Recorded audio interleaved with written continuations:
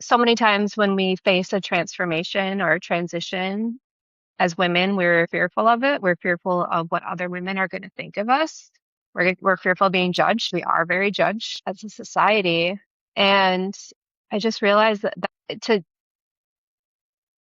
not go through transformations, to not change is death.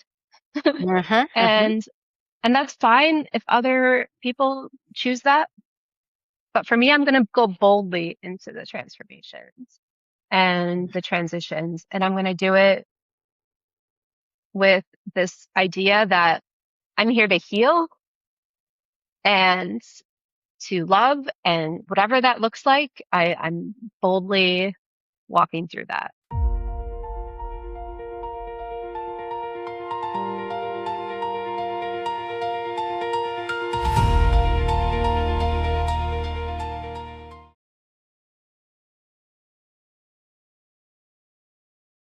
Welcome to Uncaged Woman, the podcast. I'm Trudy Guyton. I'm your host. And today I am so pleased to welcome Stephanie Shanks.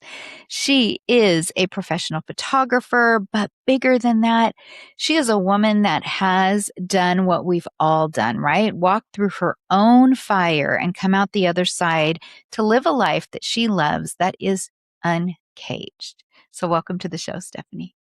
Thank you. Thank you for having me, Trudy. You're welcome. So I'm going to read your bio because I want people to know more about you. A healer, a creative, a small business owner, hoping that by sharing my story that others will be encouraged to tell theirs as well. Darkness cannot live in light. Amen, sister. Maya Angelou has been one of my biggest role models. Reading her stories about her life and how she learned to hold her head up high, no matter the circumstances, has inspired me beyond words. I love Maya Angelou. Yeah. And I think that is such a key part, what you just said. Women that can inspire other women with our stories, with our journeys. That's what Uncaged Conversations is all about. That's why I created Uncaged Woman, was to be a light in the darkness, because even though our cages may look different, we all have them. And even when we have stepped out and we've seen that the cage is the illusion or the door is always open, it's amazing how quickly we can step right back in when it feels familiar and safe. So that leads me right into my first question, which is, what does uncaged mean to you? Cage means living life on my own terms and not on anyone else's. And I think it's a journey. I don't think it's one step, one day, everything just falls into place. I think it's a choice every day to remain uncaged. Similar to what you said about, it's the door's always open if you want to climb back in. Yeah. Yeah. In or out. In or out. Mm-hmm. So tell me a little bit about who you were before, when you were living in your cage, by whatever definition that is, and then lead me into the aha moment or the breakthrough moment where you knew something had to change. So this was about 3 years ago, I had gone through a divorce.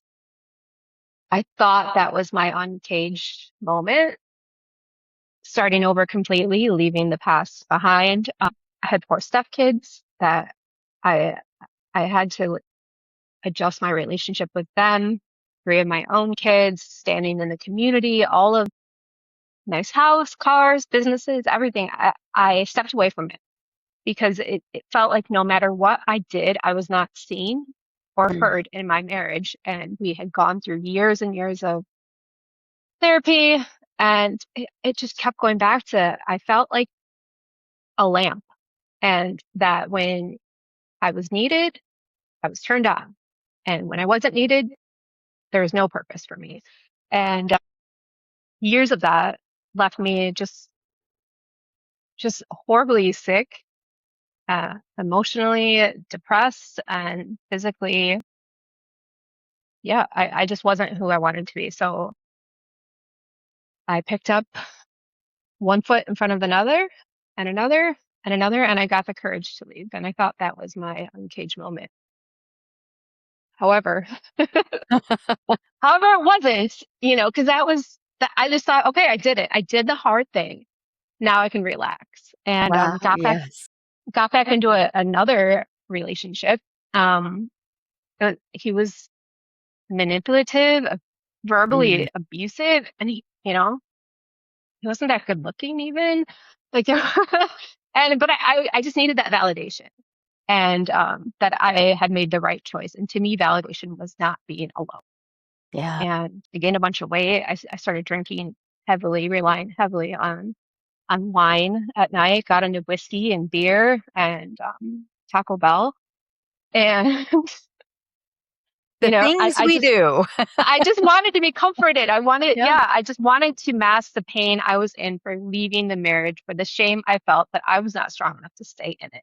The shame I felt for leaving my stepchildren, quote unquote, because they weren't living, they're already adults at that point. And the shame for my son that I once again uprooted his life, and because he was 14 at the time. Yeah. We do it. That's a good story, right? We beat ourselves up so much and we create these really big stories around what we're doing to other people, doing to ourselves. And I'm sure that, I say this a lot, when we rebound instead of rebuild, we sort of skip steps. We kind of Mm. bypass it because we want to feel better. And when the next relationship doesn't make us feel better, when we realize, oh, I jumped out of the frying pan into the fire, holy cow, what have I done? Then the numbing starts, and then that doesn't work. And it's like you really do come to a crossroads where if you either continue down the same path of self destruction, which ultimately destroys families, or you do what you did and you have that aha moment that says, that's enough. And you start making changes. I love that you said one step at a time to get out of your marriage. But from what I've read and what you shared with me, it sounds like that's what you had to do this time also. The health, the everything you talked about. And I want you to tell this story that literally it was taking your health back into your own hands. It was making life choices and then hiking with your dog. Something so simple, but that really is a one step. So I'm going to give it back to you so you can finish telling it. But I loved that. I was so inspired by that. So about 2 years after my marriage was over, I found myself with migraines again, with shingles this time. I had shingles, like that was awful. And I gained 20 pounds in a year.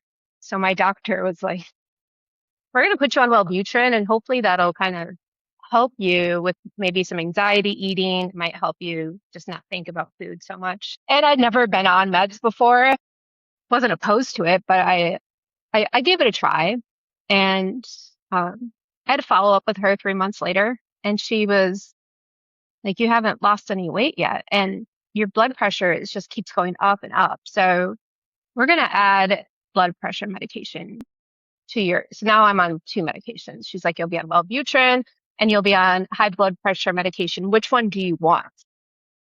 And I was like, I don't know anything about, I don't know anything about blood pressure medication. So she puts me on one, and I'm driving home to go pick up my prescription, and I was crying. I'm like, this just isn't me. I was 200 pounds, high blood pressure, unhappy. I wasn't happy. Um, but like I said, I was with a guy, and it wasn't good. It wasn't what I imagined my life would look like after I'd made this huge choice, to leave a marriage. And I just decided that that was it. This wasn't my story. This wasn't the end for me. This wasn't the route I wanted to take. And I didn't pick up the meds. Instead, I grabbed my dog and we went for a hike out. I live in a beautiful area in Wisconsin, and we started hiking every day up a bluff, back down, and which then led to a sugar detox Mm. because I just wanted to like feel better. Once you start feeling better, you just want to keep going. So, I'd lost 5, 10 pounds relatively quickly hiking. And I think I lost another 10 more doing a sugar cleanse. and still with the guy, still, like, I don't know if I like him, Wow. but what am I going to do? I am 42 at the time. And so he's not supportive at all of the sugar detox. He's not supportive of like, okay, no more Taco Bell, no more Takis, no more sour cream, no more, like I cut all that stuff out. And so I was kind of doing it on my own anyways. Yeah. And then 9 months into that journey, then I decided, I didn't decide like, oh, I don't want to drink anymore ever. I just decided on New Year's Eve, a year and a half ago, that I didn't like who I was when I was drinking, and the next day I wasn't going to drink. So January 1st, 2025 was my first day not drinking, and I haven't had a drink since. Wow. Good for you. Yeah. And then, of course, if I can quit sugar, I can quit drinking, I can quit the guy, right? Right. Right. You start to reclaim your power. Like, wait a minute. Yeah. Yeah. So broke up with him. And this was last summer then. I just decided I was going to be single. I'm sober. I'm living in Wisconsin. It's summertime. No one's going to want to date me anyways. Cool. And just started taking myself to the lake to go swimming every night and taking myself on more hikes and getting back in touch with friends and really just started living life again. And that's where I've stayed. You've talked a lot about what the external changes look like and the things you did, but inside, what changed for you? Inside, what's changing every day is that it's more of a relationship thing. So with friendships, with coworkers, if it doesn't feel right, I don't try to make myself be loved. I don't try to make myself be accepted anymore. I accept that I'm worth more and these feelings are valid. So my business has made a huge transformation. My friendships have made a transformation. I'm in a great relationship right now. It's just like everything has shifted internally, which then shifted externally. I'm loving this so much. So Yeah. often. It's so inspiring, right? I keep thinking so many times as women, do we put the cart before the horse? And neither is wrong, right? But I've worked with so many women and I've done it myself. My first thought when you were talking about the hike with the dog on that first day, and I thought, was it hard? Was it hard? Like physically, was it hard? Yeah. And then to go back the next day, I just started a 21-day challenge for myself. And 6 months ago, I gave up sugar and went low carb and high protein. And for me, it was for my own medical stuff. And my blood work got better within 3 months. It was amazing, the results. But I'm still struggling a little bit with the whole getting in shape part. It's still hard. I went for a bike ride on Saturday, totally flat. I went 10 miles, didn't even get my heart rate up. I'm like, I'm in so much better shape than I thought. That elliptical at the gym is working. So the next day I decided to go for a bike ride right off my driveway. And I live in a very farmland, hilly area in Virginia. So there are no flat roads around me. There's some significant hills. Lord help me. I went 2.5 miles and thought I was going to die. It was so hard. But what I'm taking from your story, you said you just wanted women to have a shift in perspective. And well, it's working on me, Stephanie. Yes, it was so hard, that first one. And I'm sure it'll be hard for many with those hills, but to not give up, to just keep going. Because I think a lot of women start with, okay, I'm going to love myself more. But I feel like you started with the action steps. And then the loving yourself more was a result of taking care of yourself with the action steps. So whichever way you choose to go, as long as you get to that destination, loving yourself, taking care of yourself, I hear so much about self-respect in your answer that says, I'm not looking for external validation anymore. I'm not looking Yeah. for love on the outside like it's something I have to be good enough for, have to earn, have to get. I am being love. I am loving me and I am being love, and everything's shifting for you. So is that accurate to say that it started with the action and then the rest developed? Or do you feel like that day that you had that big aha moment, you went, I love myself too much for this? Or maybe both? I think there was so much shame that I was carrying in those moments. Like you said, to being a teen mom, right? And then, which we didn't even get into, or the first marriage that was awful. And then the second marriage, it's second. I had so much shame. I didn't know what, yeah, I could say, oh, I love myself, right? Love myself, but I didn't know what that meant. I didn't even know that hiking every day was loving myself, right? I just knew that where I wasn't where I was wanted to be. Okay. Yeah.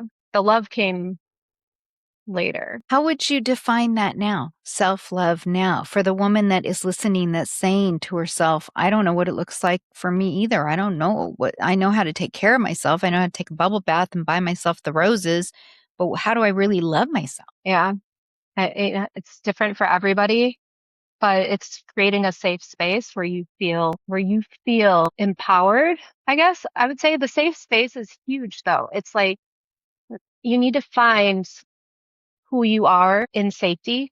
And then when you have your feet on the ground somewhere, someplace, something, it's more of a little twinkle, like what makes you happy? And then it's like, oh, I could do that. I could go swimming at like 7, 8 p.m. I, me, or whatever it is. Uh, and then something else happens or you have a conversation or it's just, yeah. But I think it's really loving yourself starts with finding the safe space for yourself to bloom, right? We're all seeds and Yeah. we need to be able to put down that root so that we can grow up. Yeah. That's so beautiful. I love that imagery and I love the sparkle that I saw in your Mm. eyes when you described Mm, that. It's like, I get to? me? What kind Like, of who am I? so many women when as a love coach, like, and myself, my own journey, sometimes, and I think this is so profound when you said, you thought when you left your marriage, when you got divorced, that was going to be your cage, opening the cage and walking out, Yep, that was my the ticket. freedom. And it was, Hmm. I would argue it was the first step. Hmm. It wasn't the ultimate on your journey, but it was certainly a big first step. Yeah. And then it was being willing to face it when you realized that wasn't all. You had more steps to do, but you kept taking them. And Yeah. sometimes that's really hard to do. But when we keep moving in the direction of our dreams and we make decisions, I said this earlier, and it's funny how some quotes just completely keep coming into your world, but I'm not going to get it exactly right. But when we decide, then all providence moves in the direction of our dreams. And we Yeah. have doors open and we have opportunities, or maybe we simply just have a spark, that Yeah. little bit of joy. A woman that I interviewed earlier was talking about how she simultaneously was dealing with grief about something, but also excitement about the next something. And we were having a discussion about how we can hold both. When we give ourselves permission, we can hold both the fear of the unfamiliar, it's new, it's unknown, letting go, especially of relationships. When Yeah. we have been conditioned that we need to be in relationship to be happy, to be loved, it is a scary thing to break free from that. And so to be able to grieve the relationship, I don't care how toxic it was, we go through a season of grief when we leave. To Hmm. also let the unknown, that fear of the unknown, sit with it, be okay with it, but at the same time have that spark that says, I can go swimming at 7 o'clock at night in the lake by myself if I want to. I can take my dog and go hiking anytime I want to. Those little sparks of joy that light you up, those are clues. Those are God seeds. Those are universal winks, in my opinion, saying you're on the right path. Keep going, keep going. When we start to learn, this to me was a big part of becoming uncaged, learning to watch and listen for those inspired, intuitive hits. or inspired ideas and following it with immediate action, not allowing my mean girl. I call it the mean girl voice, the one that's like, who are you to do that? Or what makes you think you can do that? Or why do you think you're going to be okay on your own? Just thank you for trying to protect me, but I've got this. And then taking the next step and the next step till one day you wake up and you go, I really like my life a lot. Mhm. Yeah.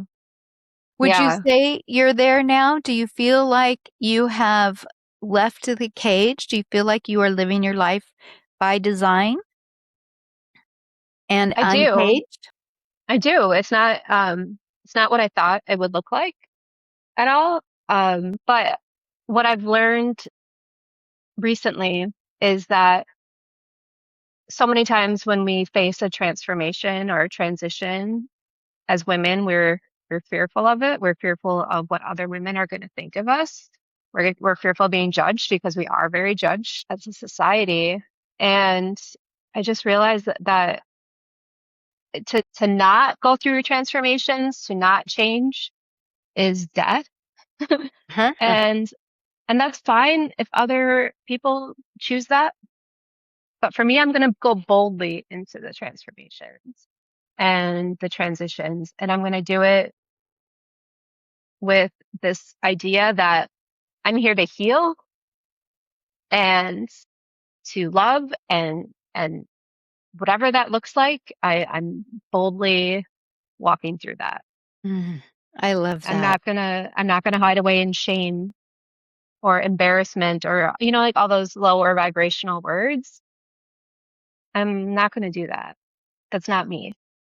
Shame takes the wind out of your sails. It holds more people back probably than anything else, even fear. I would say shame is just it's such a strong, powerful emotion based in limiting beliefs and stories that we're telling ourselves that we're making up.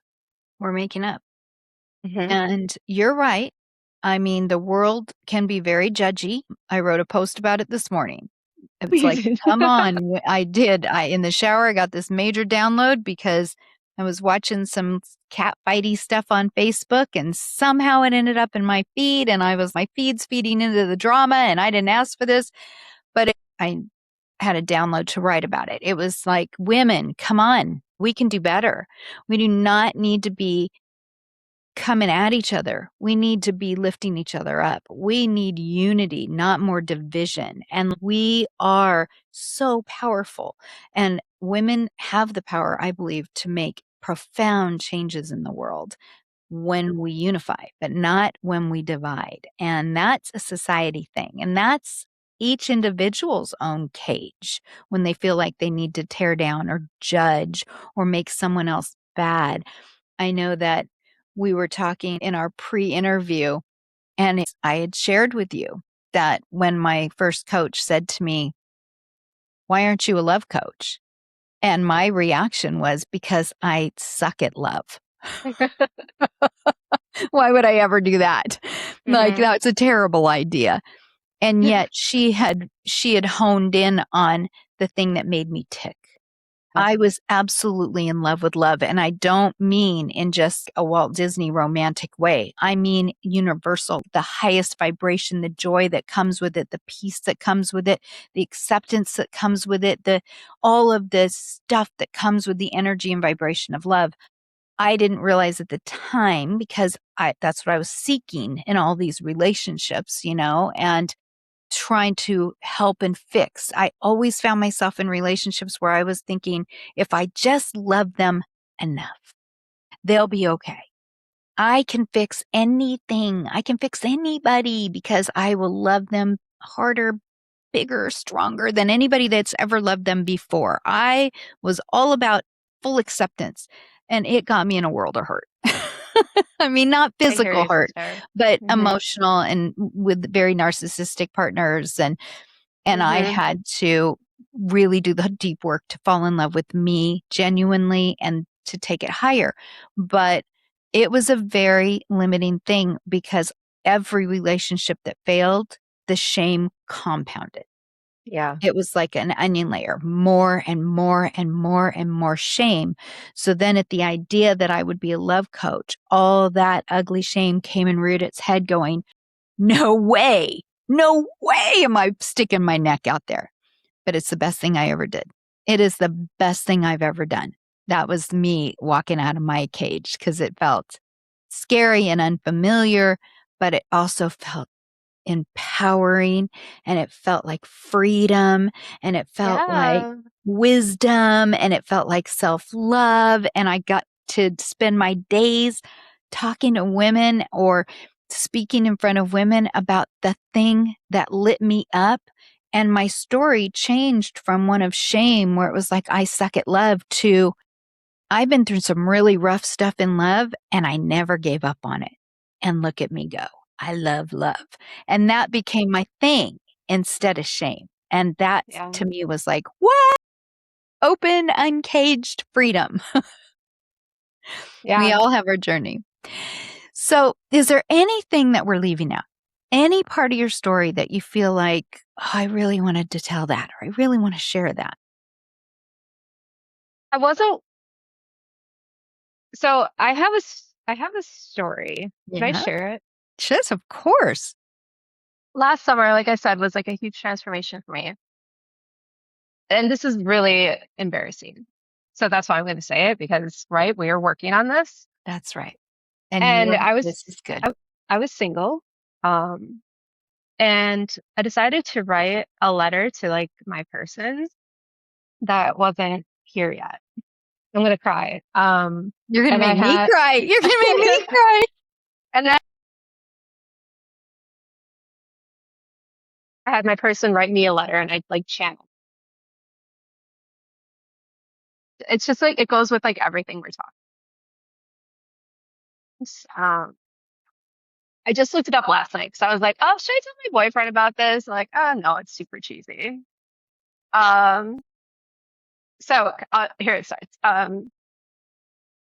Yes, always yes. I stand in my wholeness, alive in my own light, and yet here you are, not as my savior, not as my answer, but as my echo. The echo to the yes I have already claimed, two souls, already whole, already lit, meeting here, meeting now, meeting in yes. When you touch me, I feel your essence. When you listen, I feel the truth that my words matter. In your laughter, I find home. I will know when I have found you because I will feel at ease and grounded. I will feel secure in your presence. I will feel alive, confident, and radiant. With you, there is no bracing for silence, no waiting to be chosen.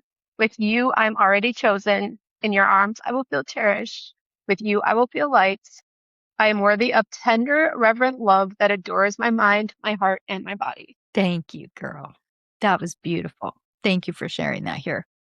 Yeah, that's like Woo! a comment. That's like all the work that I've done. Like, oh my You know? goodness. Just, it's so beautiful and it touches on such a deep level because I think as women, we all want that. We Yeah. all want that. And hmm when we And can how vulnerable articulate is it. it to ask for it? Like, how many times have you sat down and really asked for what you wanted? Right? We're taught Well, not to do that. and we don't think we can have it. We don't think it Yeah. exists. And the more, like we're talking about shame, there's also the story that we're broken. And hmm that who's going to ever want me? And we can make a list a mile long of all the reasons why someone wouldn't. Well, Yeah. I've been divorced and I have kids, all the baggage, right? We look at all our baggage, which is really just our life.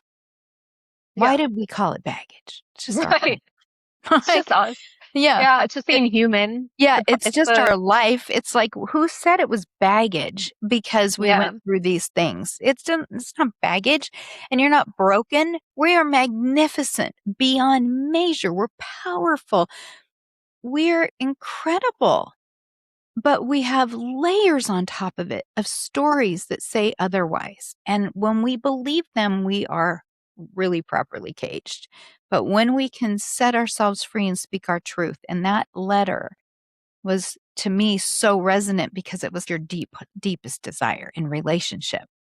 hmm And what I love so much about it is I feel like you may not have done it on purpose, but I feel like it's like I lead, the universe responds. Like you led with yourself first. When you left that relationship that was not that, if you really think Mm-hmm. about it, that relationship you described after your marriage was not that you just wrote No, about in that letter. no. And I wasn't And like, you this is weren't. like a love letter to myself, like, Yes, yeah, yes, yes. yeah. That's what I was going to say. It's like you Mm-hmm. led, you wrote that to your future love that you Mm-hmm. wanted to bring in, but you were writing it to yourself and Mm-hmm. you took those actions and that's what was the magnetizer, right? We talk about manifestation that I believe is the thing. And I've worked with so many women that come to me because they want to find their soulmate. They want to find that person. They want that.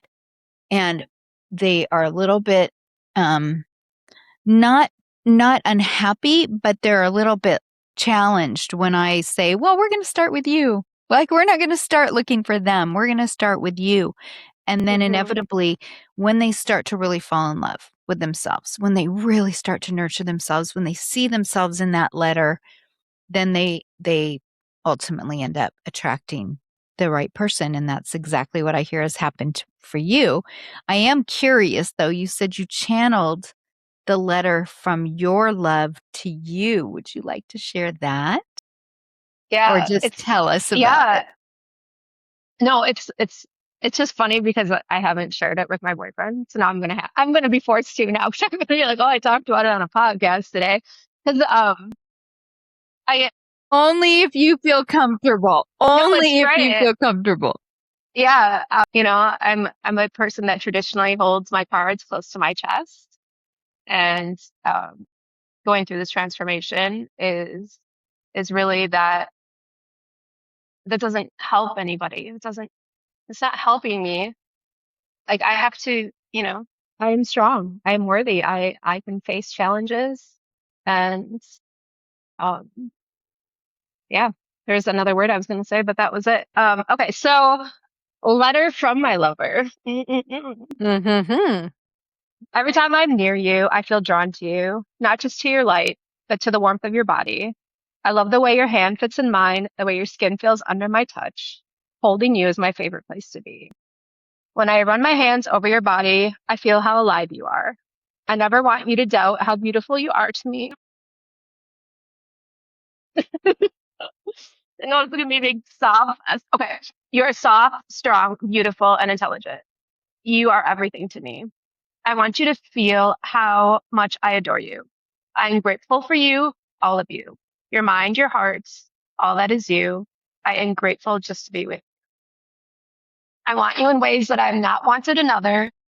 You are my yes, always. I choose you again and again, not because I feel obligated to, but because I want to.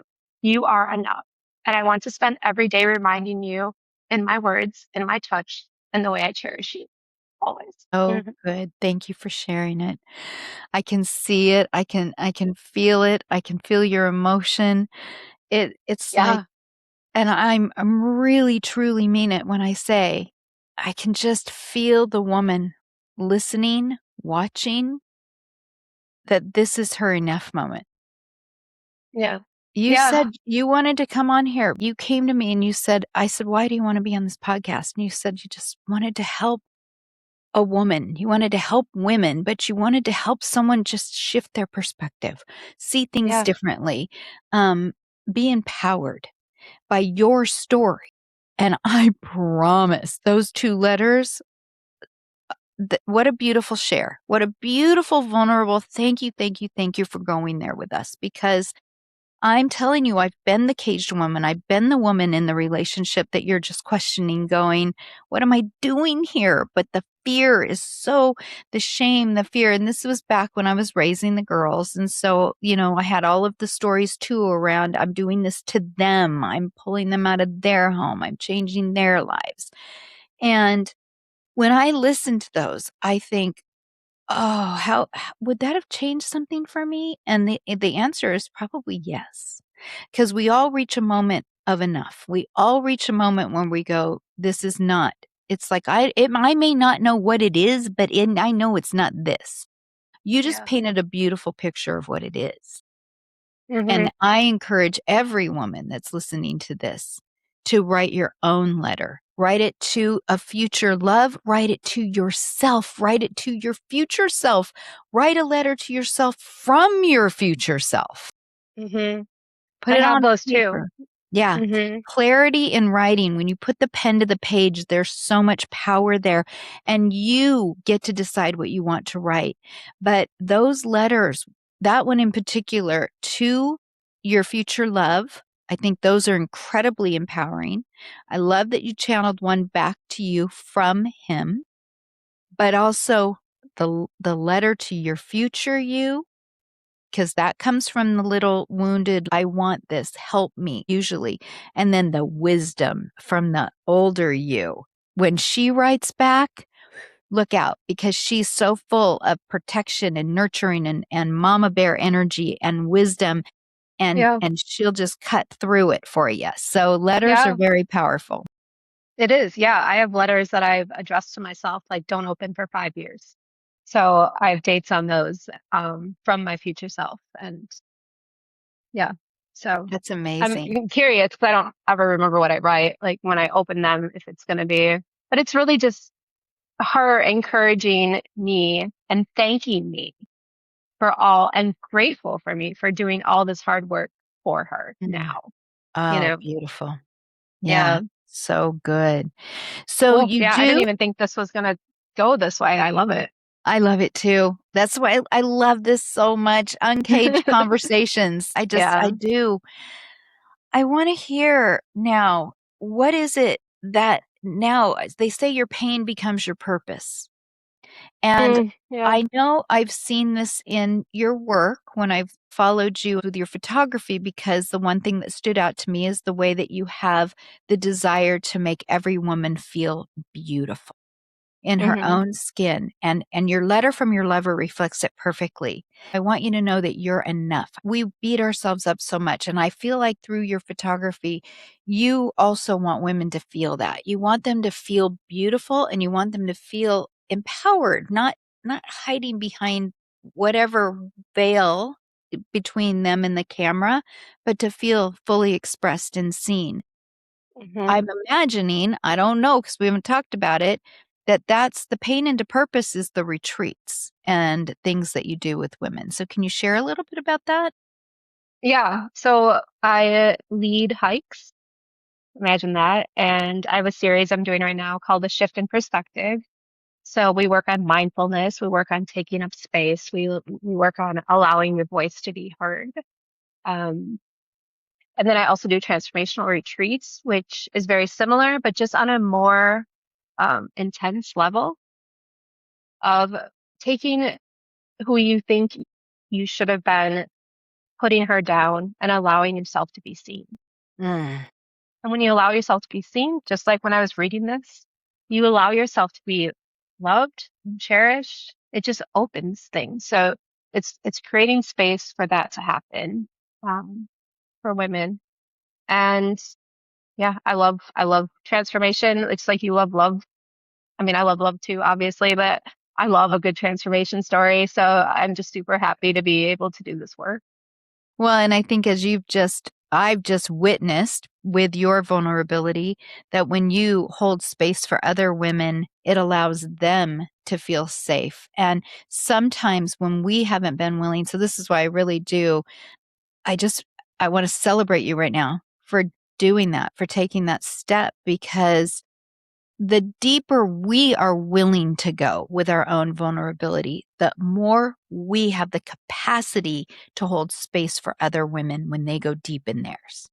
And so you just opened up, I believe, an energetic portal of invitation for women to go deep with you and feel safe with you and to be able to guide them through those transformations. And I think Yeah. it's wonderful. And I'm like, gosh, how many hours is it for me to get to Wisconsin? Because I want to come to your retreat. You absolutely can come to my retreat. I love it so much. This has been amazing. Before we close, is there any final words that you want to share with the audience? The only thing that's coming to mind is it's never too late and you're never broken. You're never broken in the first place. Maybe the mirror is broken. Maybe what was being reflected back to you is broken, but you're not. Perfect. Perfect. Stephanie, thank you. This has Thank you. been a beautiful conversation, and I appreciate you so much. And appreciate you holding space for me too. Thank you. To everyone watching or listening, thank you for being here. If this was helpful, we'd love to see comments. We'd love to hear from you. How did this impact you? If you like it, please subscribe and share the love so that we can reach more and more women out there that are willing and ready to create lives that are uncaged, that they absolutely love. Have a wonderful day, friends.